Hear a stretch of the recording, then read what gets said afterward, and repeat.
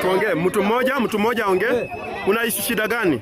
Sisi tuko na shida sababu tumebomolewa vibanda zetu. Zilibomolewa usiku. Vitu zetu zote ziliibiwa. Hawa ni wamama wako hapa, kuna watoto shule wanategemea pale. Ile miaka wamekaa pale, wamekaa na amani. Hawasumbui mtu, hawaulizi kazi yao ni hapo. Sasa hawana mahali ya kukaa, hawana mahali ya kukula, hawana pesa, watoto wao wako nyumbani. Watakula nini? Wewe mama Pasalis, kuja uone mama wenzako. Wako wengi hapa. Ndio wako wengi, ndio wanadhulumiwa. Sakaja mnasema aje Sakaja? Sakaja naye wewe ndio bwana wetu. Wewe ndio tunategemea. Wewe ndio nguvu yetu sababu sisi hapa chini hatuna nguvu.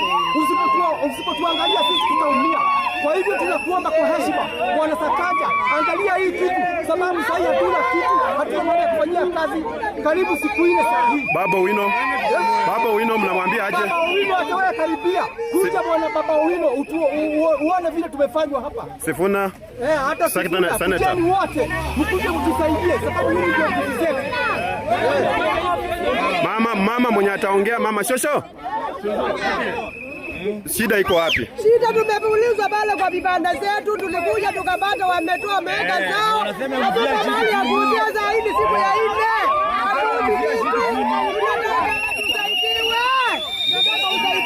Naambia aje Sakaja? Sakaja please, na wetu kuja utusaidie kwa maana tunakuulizwa. Hatuna mali ya kuuzia, hatuna mali ya kupata chochote. Sakaja.